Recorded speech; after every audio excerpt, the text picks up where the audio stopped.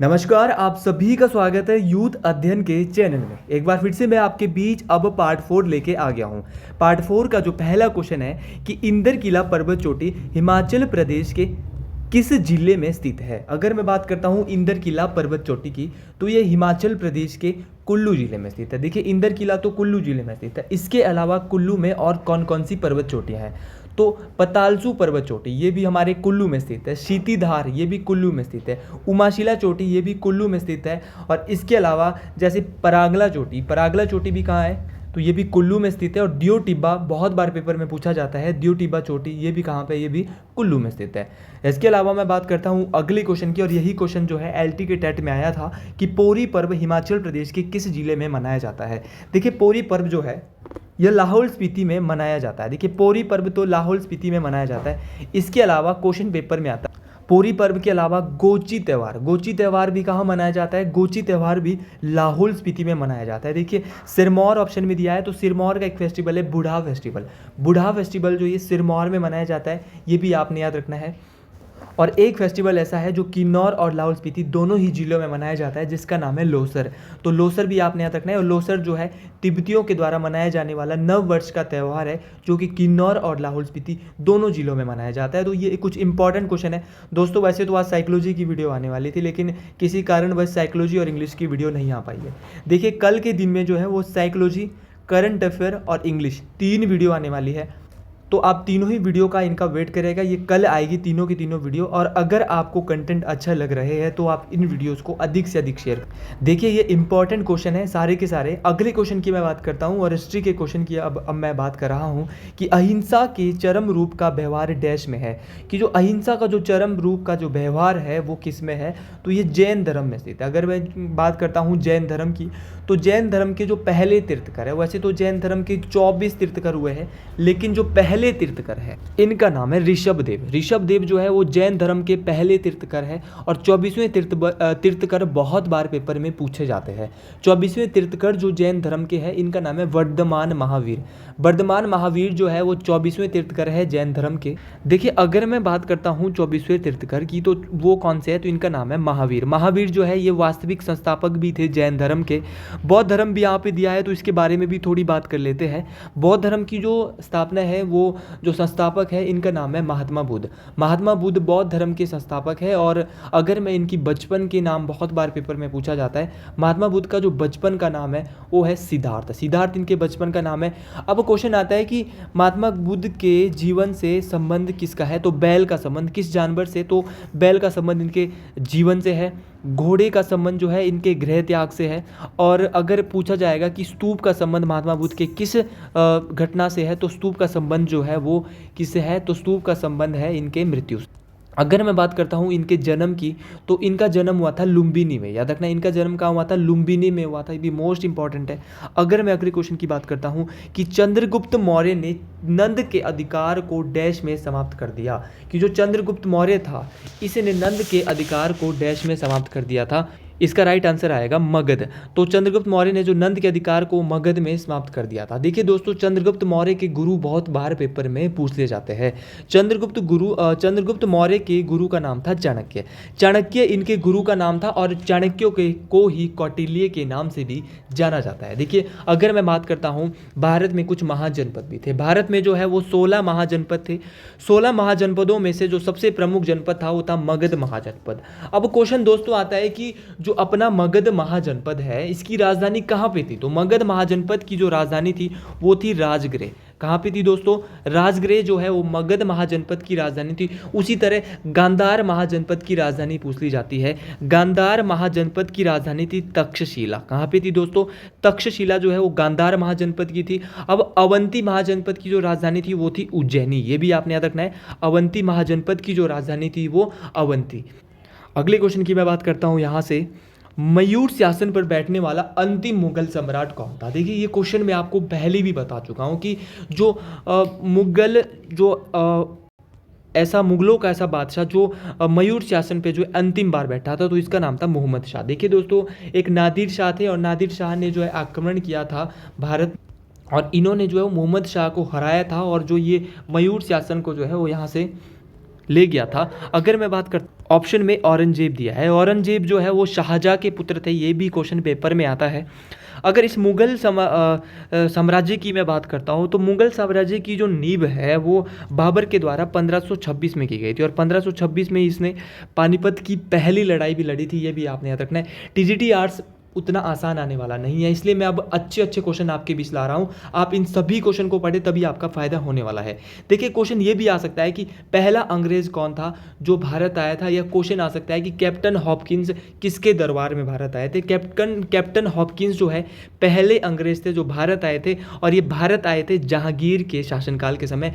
कब आए थे भैया? 1608 के आसपास ये भारत आए थे। जहांगीर के अगर बचपन का नाम भी बहुत बार पेपर में पूछा गया है, तो जहांगीर के जो बचपन का नाम है वो है सलीम। देखिए दोस्तों, अकबर ऑप्शन में यहाँ पे नहीं दिया है, लेकिन अकबर के समकालीन बहुत बार पेपर में पूछे जाते हैं। एक बार ये पूछा गया था कि अकबर के कार्यकाल के समय कौन होते, तो तानसेन जो है वो अकबर के समकालीन और उनके कार्यकाल के समय कार्य करते थे। अगले क्वेश्चन की बात कर रहा हूँ, और टीजीटी आर्ट्स के लिए ये क्वेश्चन बहुत इंपॉर्टेंट है। टेट परीक्षा उतनी आसान आने वाली नहीं है अब, लेकिन मैं आपको विश्वास दिला रहा हूँ कि 70 क्वेश्चन आपको यहीं से देखने को मिलेगा 150 में से। तो 70 क्वेश्चन आपको यहीं से देखने को मिल रहा है, तो आपको कहीं जाने की आवश्यकता नहीं है। ऐसा भी हो सकता है कि साइकोलॉजी और इंग्लिश और जीके को मिला के 100 क्वेश्चन आपका टेट यहीं से क्लियर होने वाला है भाई। तो आपको कहीं ज़्यादा बुक से उठाने की ज़रूरत नहीं है, आपको ये नॉर्मल से क्वेश्चन देखने की आवश्यकता है। अब अगला क्वेश्चन है कि अल्बुकर्क ने डैश के शासक से गोवा पर अधिग्रहण किया। जो अल्बुकर्क था, अगर मैं अल्बुकर्क की बात करता हूं तो अल्बुकर्क ने जो है वो बीजापुर के शासक से गोवा पर अधिग्रहण किया था। इसने जो है अल्बुकर्क जो है पुर्तगालियों का वास्तविक संस्थापक भी माना जाता था। अल्बुकर्क पुर्तगालियों का वास्तविक संस्थापक माना जाता। अगले क्वेश्चन की मैं बात करता हूँ, कबीर किसके शिष्य थे? जो कबीर थे वो शिष्य थे रामानंद के। याद रखना है, कबीर किसके शिष्य थे? रामानंद के। अब जब पेपर का लेवल कुछ अच्छा होता है तो क्वेश्चन ये भी आ जाता है कि रामानंद के गुरु कौन थे। देखिए कबीर के गुरु थे रामानंद, और रामानंद के गुरु कौन थे? रामानुज। तो ये आगे से आगे आपने मिलाना है, ये भी मोस्ट इंपॉर्टेंट है। देखिए क्वेश्चन ये भी आता है कि सिकंदर लोदी के समकालीन कौन थे? तो ऑप्शन में कबीर होता है, तो कबीर सिकंदर लोदी के भी समकालीन थे। सिकंदर लोदी की अगर मैं बात करता हूँ तो सिकंदर लोदी ने आगरा शहर की नींव भी की थी, जितना मुझे याद है। देखिए गुरु नानक देव मुझे ऑप्शन में दिख रहा है, और मेरी आदत है बहुत सारे ऑप्शन के बारे में बात करना। गुरु नानक देव जी के जन्म के बारे में बात कर लेते हैं। गुरु नानक देव जी का जो जन्म हुआ था वो 29 अक्टूबर, याद रखना है 29 अक्टूबर 1469 को। पूरी डेट एग्जैक्ट याद रखनी, क्योंकि अब पेपर का लेवल बढ़ चुका है। 29 अक्टूबर 1469 को तलवंडी पाकिस्तान में जो है इनका जन्म हुआ था, जो कि वर्तमान में पाकिस्तान में है, तलवंडी नामक स्थान में। वहाँ पे जन्म हुआ था गुरु गोविंद सिंह जी का, गुरु नानक देव जी का। गुरु नानक देव जी जो है वो सिखों के पहले गुरु है, ये भी आपने याद रखना है, मोस्ट इंपॉर्टेंट है। अगला क्वेश्चन है कुछ अच्छे लेवल का है कि किस सूफी संत को महबूब ए इलाही कहा जाता था? महबूब ए इलाही जो है वो किसको कहा जाता था? तो महबूब ए इलाही शेख निजामुद्दीन औलिया को कहा जाता था। देखिए शेख निजामुद्दीन औलिया को जो है वो महबूब ए इलाही के नाम से जाना जाता था, और ये किसके समकालीन थे? तो ये गयासुद्दीन तुगलक के समकालीन थे। देखिए ऑप्शन में यहाँ पे ख्वाजा मोइनुद्दीन चिश्ती भी दिया है। अगर मैं ख्वाजा मोइनुद्दीन चिश्ती के बारे में जितना मुझे पता है, ख्वाजा मोइनुद्दीन चिश्ती जो है ये मोहम्मद गोरी के साथ, मोहम्मद गोरी की जो सेना जब भारत आई थी तो उसके साथ ये भी भारत आए थे, ख्वाजा मोइनुद्दीन चिश्ती। ये भी क्वेश्चन पेपर में पूछा जाता है और इंपॉर्टेंट है, ध्यान से सुन। अब दोस्तों अगले क्वेश्चन की बात करते हैं, निम्नलिखित में से कौन अनपढ़ या अशिक्षित था? तो निम्नलिखित में से कौन सा मुगल शासक ऐसा था? तो अकबर जो है एक अनपढ़ मुगल शासक था। अब अकबर की बात करते हैं। अकबर ने पानीपत का पहला युद्ध लड़ा था। दूसरा युद्ध लड़ा था पानीपत का, कब लड़ा था? 1556 में लड़ा था। पानीपत का दूसरा युद्ध जो है अकबर और हेमू के बीच में हुआ था। कब हुआ था भाई? 1556 में, ये भी आपको पता चल गया। अब क्वेश्चन ये आता है कि दीन ए इलाही की स्थापना, दीन ए इलाही की स्थापना भी अकबर के द्वारा की गई थी। भैया कब की गई थी? 1582 में की गई थी।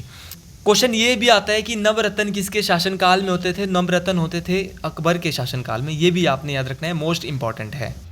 अगला क्वेश्चन है कि शिवाजी ने किस युद्ध में मुगलों को पराजित किया था? मोस्ट इंपॉर्टेंट क्वेश्चन है। तो शिवाजी ने जो है किस युद्ध में मुगलों को पराजित किया था? तो ये जो युद्ध था तो ये था सलहार का युद्ध। सलहार का युद्ध था, इसमें शिवाजी ने मुगलों को पराजित किया था। देखिए दोस्तों, शिवाजी का जन्म किस किले में हुआ था? ये क्वेश्चन बहुत बार पेपर में आता है, और अक्सर जो स्टूडेंट्स हैं ये क्वेश्चन गलत कर देते हैं। और मेरा मकसद है आपकी जीके इतनी स्ट्रॉन्ग बनाना जितना आपने कभी सोचा भी नहीं था।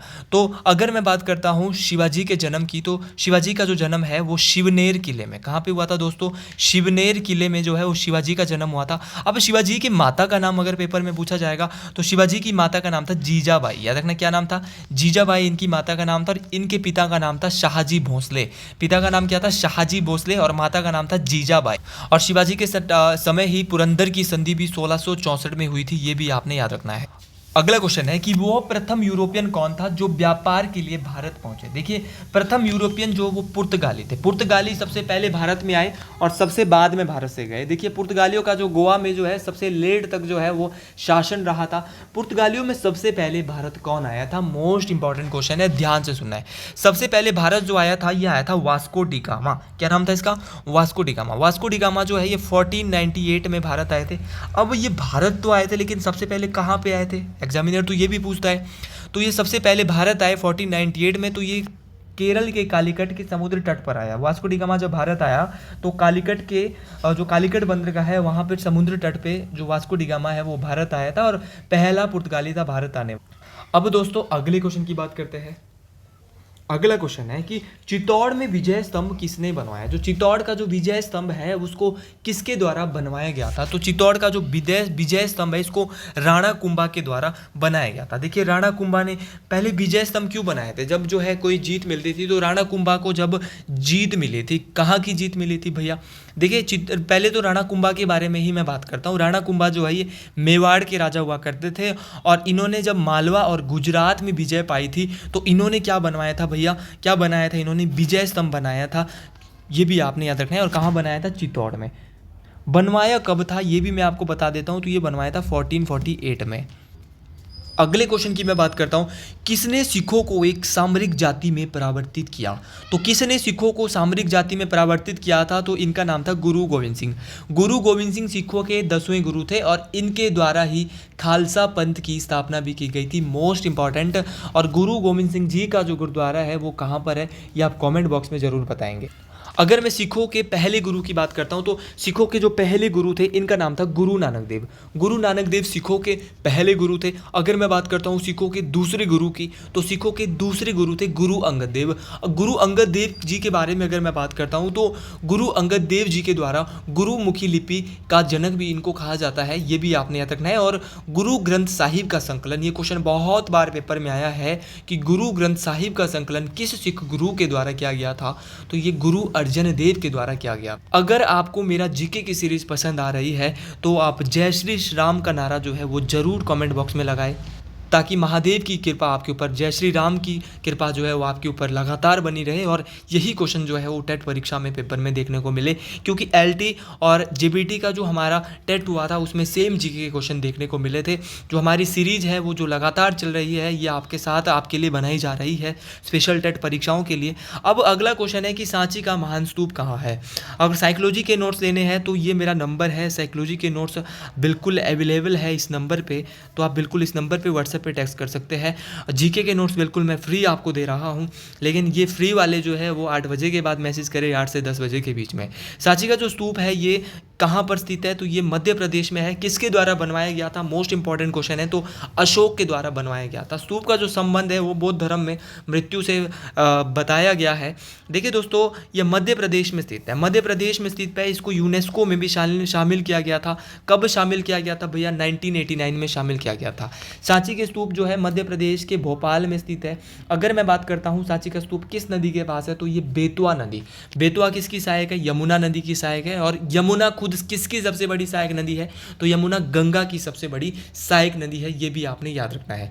देखिए सांची के स्तूप तो मध्य प्रदेश में है। इसके अलावा खजुराहो के जो मंदिर है वो भी मध्य प्रदेश में है और इसको 1986 में, खजुराहो के मंदिर को 1986 में यूनेस्को में डाला गया था। इसके अलावा भीमबेटका की गुफाएं, भीमबेटका की जो शेल्टर्स है ये जो है वो कहाँ पे है, ये भी यूनेस्को में इनको भी शामिल किया गया है। मध्य प्रदेश में ही है, 2003 में इनको यूनेस्को में शामिल किया गया था। मध्य प्रदेश की अगर मैं राजधानी की बात करता हूं तो मध्य प्रदेश की राजधानी भोपाल है। और अगर मैं क्वेश्चन बात करता हूं मध्य प्रदेश में अभी पिछले साल चुनाव हुए थे तो वहां के जो मुख्यमंत्री बनाए गए इनका नाम है मोहन यादव। अगले क्वेश्चन की बात करते हैं, सातवानों की राजधानी कहाँ स्थित थी। सातवानों की राजधानी की जब मैं बात कर रहा हूँ तो सातवानों की जो राजधानी थी ये कहाँ पे थी, तो सातवानों की जो राजधानी थी ये थी जी पैथन में जो है वो सातवाहनों की राजधानी थी। अगर सातवाहनों की जो सातवाहन वंश है इसकी जो स्थापना है वो किसके द्वारा की गई थी, तो सातवाहन वंश की जो स्थापना है वो सिमुक के द्वारा की गई थी। क्वेश्चन ये आता है कि जो सातवाहन वंश है इसका महानतम शासक कौन, तो महानतम शासक जो सातवाहन वंश का था इसका नाम था गौतमीपुत्र सातकर्णी, या गौतमीपुत्र सप्तकर्णी जो है ये महानतम शासक सातवाहन वंश के। अब क्वेश्चन आता है कि अंतिम महान शासक कौन था सातवाहन वंश का, तो अंतिम शासक जो सातवाहन वंश का था इनका नाम था यज्ञश्री सातकर्णी। क्या नाम था, यज्ञश्री सातकर्णी। अगर तो पूछेंगे सातवाहन वंश की स्थापना तो बोलेंगे सिमुक, अगर बोलेंगे महानतम शासक तो बोलेंगे गौतमीपुत्र सप्तकर्णी, अगर बोलेंगे दोस्तों अंतिम शासक तो क्या बोलेंगे, यज्ञश्री सप्तकर्णी। देखिए अब मैं कुछ आपके बीच साइंस के क्वेश्चन भी ला रहा हूँ, क्योंकि साइंस के भी 3 से 4 या 5-6 क्वेश्चन कभी कभार टेट परीक्षाओं में पूछ ले जाते हैं, तो हमें जो है वो साइंस के क्वेश्चन भी अब छोड़ने नहीं है। मैं तो हर एक चीज़ आपको करवा रहा हूँ, आपके लिए अपना 100% देने के लिए तैयार हूँ। मनुष्य में एक बार में हृदय लगभग कितनी बार धड़कता है, तो मनुष्य में जो है अगर आप देखें घर में अभी बैठे होंगे नॉर्मली, तो आप अगर देखेंगे तो 72 बार आपके पास गिन के आ जाएगा। तो मनुष्य का जो हृदय है वो 1 मिनट में 72 बार धड़कता है, ये भी आपने याद रखना है। जब हम हृदय की बात कर रहे हैं तो मनुष्य के जो हृदय में ह्यूमन जो हार्ट होता है यार, इसमें 4 चैम्बर होता है। ये भी क्वेश्चन आता है कितने कोष्ठक होता है, तो 4 चैम्बर इसमें पाए जाते हैं। मनुष्य के हृदय में 4 चैम्बर होते हैं और दो चैम्बर ये बटे होते हैं, 2 अपर चैम्बर होते हैं, 2 लोअर चैम्बर होते हैं, ये भी आपने याद रखना है। अब अगले क्वेश्चन की बात कर देते हैं। दांत और हड्डियां मजबूती और कठोरता प्राप्त करते हैं। जो दांत और हड्डियां होते हैं, टिट एंड बोन्स होते हैं, उसकी जो स्ट्रेंथ होती है वो किसके कारण, तो ये जो है कैल्शियम के कारण होती है। दांत और हड्डी जो स्ट्रांग होती है वो जो कैल्शियम के कारण होती है। और कैल्शियम का जो सबसे अच्छा स्रोत साइंस में माना जाता है वो दूध जो है वो कैल्शियम का दूध हो गया, सोयाबीन हो गया, ब्रोकली हो गया, ये कैल्शियम के सबसे अच्छे स्रोत माने जाते हैं। अगला क्वेश्चन साइंस का ही है और इन क्वेश्चन को मैं अच्छे से आपके बीच लाया था कि किसे पीयूष ग्रंथि के नाम से भी जाना जाता है। तो पीयूष ग्रंथि के नाम में जो है ये बेसिक क्वेश्चन है, तो मास्टर ग्लैंड के नाम से जो जाना जाता है ये पीयूष ग्रंथि को जाना जाता है। या पीयूष ग्रंथि को किस नाम से, तो मास्टर ग्रंथि या मास्टर ग्लैंड, ये दोनों आपने मिला लेने हैं। देखिए दोस्तों पीयूष ग्रंथि को मास्टर ग्लैंड के नाम से जाना जाता है। अब हम ग्लैंड की बात कर लेते हैं। क्वेश्चन आता है the largest gland in human body, तो largest gland in human body है लीवर। लीवर जो है वो लार्जेस्ट ग्लैंड है ह्यूमन बॉडी का। क्वेश्चन ये भी आता है कि ऐसी ग्लैंड कौन सी ऐसी ग्लैंड है जिसमें इंडोक्राइन और एक्जोक्राइन दोनों होते हैं, तो ये पैनक्रियाज में होते हैं इंडोक्राइन और एक्जोक्राइन, ये भी आपने याद रखना है, मोस्ट इंपॉर्टेंट। और स्मॉलेस्ट ग्लैंड पूछी जाती है, तो स्मॉलेस्ट ग्लैंड कौन सी है, तो वो है पीनियल ग्लैंड। पीनियल ग्लैंड जो ये स्मॉलेस्ट ग्लैंड है ह्यूमन बॉडी की। अगले क्वेश्चन की मैं बात करता हूँ, रेबीज है एक। रेबीज की अगर बात करता हूँ तो रेबीज जो है वो विषाणु से फैलने वाली बीमारी है और रेबीन जो है वो एनिमल के कांटेक्ट में आने से होती है रेबीज, ये भी आपने याद रखना है, मोस्ट इंपॉर्टेंट क्वेश्चन है। अगले क्वेश्चन की बात करते हैं। अगला क्वेश्चन है कि चंबा जिले में विधानसभा सीटों की कुल संख्या कितनी है। चंबा जिले में विधानसभा सीटों की जो संख्या है वो 5 है। देखिए टोटल हिमाचल प्रदेश में विधानसभा सीटों की जो संख्या है वो 68 है। 68 टोटल विधानसभा सीटों की संख्या है। अब क्वेश्चन आएगा, देखिए मैं अगर बात करता हूँ कि सबसे ज़्यादा विधानसभा सीटों की जो संख्या है वो कांगड़ा में है। कांगड़ा में विधानसभा सीटों की संख्या 15 है। अब इसके बाद क्वेश्चन आ सकता है कि शिमला में कितनी है, तो शिमला में जो है वो 8 है, मंडी में 10 है। अब देखिए जैसे चंबा यहाँ पे पूछा था, चंबा में 5 है। 5 जिले ऐसे जिसमें विधानसभा सीटों की संख्या 5-5 है। ये 5 जिले कौन कौन से हैं, हमीरपुर में 5 है, चंबा में 5 है, ऊना में 5 है, आपकी सोलन में 5 है और चंबा में भी 5 है। ये आपने पाँचों के पाँचों जिले याद रखने हैं। अब 4-4 कहाँ पर है, 4-4 जो विधानसभा सीटों की जो संख्या है वो बिलासपुर और कुल्लू में है। 1-1 कहाँ पर है, तो 1-1 जो है वो लाहौल स्पीति और किन्नौर में है। तो ये आपको ये डाटा पूरा आपको याद रखना है। और जब हिमाचल प्रदेश में 1952 में जब चुनाव प्रथम बार हुए थे तो विधानसभा सीटों की संख्या कितनी थी, 36 थी। अगले क्वेश्चन की मैं बात करता हूँ कि गसोता मेला हिमाचल प्रदेश के किस जिले में मनाया जाता है। तो गसोता मेला जो है हमीरपुर में मनाया जाता है। गसोता मेला तो हमीरपुर में मनाया जाता है। इसके अलावा द्योटसिड मंदिर कहाँ पे है, तो द्योटसिड मंदिर भी हमीरपुर में है और द्योटसिड के पास मेला भी लगता है, ये भी हमीरपुर में ही लगता है। और हमीरपुर में भेड़ प्रजनन केंद्र भी है। हमीरपुर के ताल में भेड़ प्रजनन केंद्र है, ये भी आपने याद रखना है। हमीरपुर में विधानसभा सीटों की संख्या मैंने 5 आपको बताई है। अगले क्वेश्चन की मैं बात करता हूँ कि मेजर सोमनाथ शर्मा हिमाचल प्रदेश के किस जिले से संबंधित है। मेजर सोमनाथ शर्मा की बात हो रही है, बहुत इंपॉर्टेंट है। मेजर सोमनाथ शर्मा जी है, इनको प्रथम परमवीर चक्र विजेता थे मेजर सोमनाथ शर्मा जी। तो इनका संबंध कांगड़ा जिले से है, और कांगड़ा के ये कहाँ से है एग्जैक्ट ये आप कमेंट बॉक्स में बताएंगे। और अगर आपको वीडियो अच्छी लग रही है, आज के क्वेश्चन भी अच्छे लग रहे हैं, तो YAK5 YAK पार्ट 5 इसका मतलब होगा, तो पार्ट 5 भी कल आ जाएगा। लेकिन कल पहले 3 वीडियो साइकोलॉजी, इंग्लिश और करंट अफेयर की आने वाली है, जो कि करंट अफेयर हैंड रिटन रहने वाले, और साइकोलॉजी हमारा वैसे ही जैसे क्वेश्चन फॉर्म में रहता है। तो मेजर सोमनाथ शर्मा जी प्रथम परमवीर चक्र विजेता थे, जो इंडो पाक वॉर हुई थी 1947 में। इसमें इन्होंने अपना बहुत अच्छा कार्य किया था, और मरणोपरांत इनको सबसे पहले परमवीर चक्र मिला था। ये भी आपने याद रखना है, मोस्ट इंपॉर्टेंट है। देखिए परमवीर चक्र जो है इनके अलावा और किस किस को मिला है, तो इनके अलावा जो है वो धन सिंह थापा को परमवीर चक्र मिल चुका है, विक्रम बत्रा को मिल चुका है, विक्रम बत्रा जी को मिल चुका है, संजय कुमार जी को मिल चुका है, राइफलमैन संजय कुमार जी इनको भी मिल चुका है। कहाँ से? बिलासपुर से संबंध रखते हैं राइफलमैन संजय कुमार जी, ये भी आपने याद रखना है। आज का जो अंतिम क्वेश्चन यहाँ पे मुझे दिख वो है कि होंगरंग घाटी हिमाचल प्रदेश के किस जिले में स्थित है। तो होंगरंग घाटी की अगर मैं बात करता हूँ तो ये किन्नौर में स्थित है। होंगरंग घाटी किन्नौर में स्थित है, और इसके अलावा किन्नौर में होंगरंग के अलावा और कौन कौन सी घाटी है? चंबा में तो दूध और शहद की, जिसको बंदर घाटी के नाम से जाना जाता है, ये भी आपने याद रखना है। अब होंगरंग घाटी किन्नौर में है, इसके अलावा जो है वो रिब्बा घाटी भी कहाँ पे है? रिब्बा घाटी भी किन्नौर में है, और रिब्बा घाटी को दूध और शहद की घाटी भी कहा जाता है। ये भी सॉरी जो रिब्बा घाटी को है वो अंगूरों की घाटी जो है वो कहा जाता है। दूध और शहद की घाटी जो है वही चंबा घाटी है। तो थोड़ा सा यहाँ पे डिस्टर्बेंस हो गई थी, जिस वजह से थोड़ा ऊपर नीचे हो गया था। इसके अलावा कुछ और घाटियाँ मैं अगर आपके बीच बात करता हूँ, तो जैसे बसपा घाटी को सांगला घाटी के नाम से जाना जाता है, जो कि किन्नौर में स्थित है। इसके अलावा क्यारदादून घाटी कहाँ पे? हमेशा पेपर में पूछी जाती है, तो क्यारदादून घाटी सिरमौर जिले में स्थित है, ये भी आपने याद रखना है। और सोलंग पीक कहाँ पे? सोलंग पीक जो है ये कुल्लू में स्थित है। तो ये कुछ इंपॉर्टेंट क्वेश्चन थे, जो आज के लिए मैं इतना ही करूँगा। अब नेक्स्ट पार्ट अगर आपको लाना है जीके का, तो आप मुझे जल्दी से जल्दी बताएं, कमेंट पिन करें, तभी मुझे लगेगा। और जिसको ये वीडियो अच्छी लगी है वो YAK सुपर जो कमेंट देगा, और YAK सुपर जिसके 5 कमेंट हो जाएंगे, उसको मैं कुछ इनाम देने वाला हूँ। और मैं इनाम पक्का दूंगा, 101% दूंगा। चाहे वो 20 रुपये ही क्यों ना हो, चाहे वो कुछ टीचर के द्वारा अवार्ड दिया जाता है, तो मैं वो अवार्ड आपको दूंगा, ऑनलाइन माध्यम से दूंगा।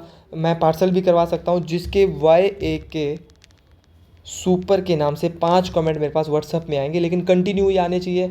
ये वैलिडिटी आज के लिए ही रहेगी। उसी दिन जो कमेंट देगा YAK सुपर का 1 घंटे के भीतर, देखिए 1 घंटे के भीतर देगा, उसको एक बहुत अच्छा उपहार मैं आपका एड्रेस पे आपको कुरियर करा दूंगा। YAK सुपर का 1 घंटे के भीतर जो कमेंट देगा, लगातार 5 बार जो ऐसे कमेंट मेरे को देगा, उसको मैं अब इनाम भी ला रहा हूँ। और अगली वीडियो, कल 3 वीडियो, आप कहीं नहीं जाए, आप यही रहे। इस चैनल को अधिक से अधिक सब्सक्राइब करें, शेयर करें।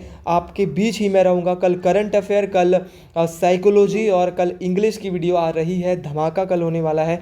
थोड़ा मेरे खुद के एग्ज़ाम चले थे, प्रैक्टिकल फाइनल TP चल रही है कॉलेज की, जिसके कारण जो है अभी मैं थोड़ा सा बिल्कुल आज जो है जीके की वीडियो ही ला पाया था, और ये वीडियो भी मैं ऐसी बना रहा हूँ बार।